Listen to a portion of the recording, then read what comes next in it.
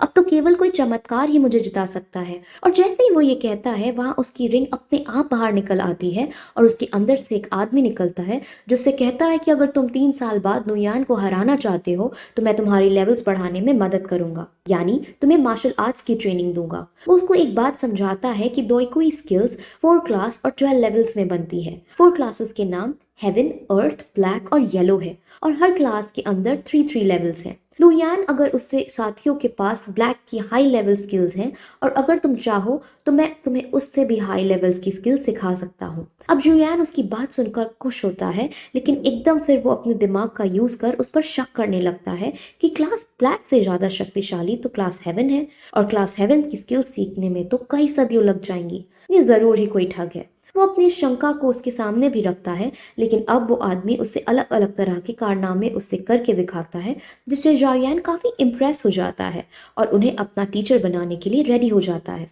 लेकिन तभी फिर वो उनसे अपनी हेल्प करने का कारण पूछता है, जिस पर वो बताता है कि तुम्हें मुझे 3 साल तक संभाल कर रखना है, जिसका एहसान मैं चुकाना चाहता हूँ। उस आदमी का नाम याओचन है। अब जोयान को समझ आ जाता है कि 3 साल से ये आदमी मेरे रिंग के अंदर था, इसीलिए मेरा द्वारा सारी ट्रेनिंग करने के बाद भी मेरी डॉयकी लेवल्स कम होती जा रही थी। वो रिंग के अंदर बैठा है और उससे वहीं जीवित रखने के लिए डॉयकुई पावर्स चाहिए होती हैं जो मुझसे वो खींचना चाहता रहता है और इसीलिए मेरी लेवल्स घटकर 3 पर आ गई थी। अब इससे जोयान को काफी गुस्सा आता है, लेकिन अब जो हो चुका था वो तो हो चुका था, इसीलिए वो मूव ऑन कर जाता है। वो फिर उस आदमी से कहता है कि तुम मुझे ऐसी ट्रेनिंग दो जिससे मैं एक ही साल में 7th लेवल पर पहुंच जाऊं, जिस पर वो अग्री कर जाता है। लेकिन वो उससे एक पर्चे में कुछ अजीब से सामान लिख कर देता है और कहता है कि तुम इन सब इंग्रेडिएंट्स को इकट्ठा करो, तब मैं तुम्हें सिखाऊंगा। अब वो सारे इंग्रेडिएंट्स बहुत महंगे थे, लेकिन कोई और चारा ना होने पर वो मान जाता है। वहीं दूसरी तरफ ज्याली हाउस के हेड ज्याली बाई जाओयान की समृद्धि को देख जायुआन को बहुत कोसता है, लेकिन तभी उसका बेटा उसके कान में कुछ कहता है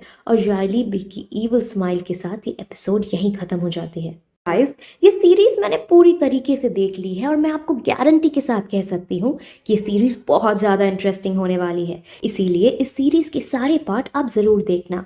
बाकी आप लोग जो कमेंट करते हो इतना अच्छा उसके लिए शुक्रिया है, लेकिन आप कमेंट में सजेशंस भी दे सकते हो कि कैसे और अच्छे से हम वीडियो प्रोड्यूस कर सकते हैं। सो अगर आपको ये वीडियो पसंद आई हो तो चैनल को सब्सक्राइब ज़रूर कर देना और बेल आइकन को भी दबाना ना भूलना। बाकी हम आपसे अगली वीडियो में मिलते हैं, तब तक के लिए बाय।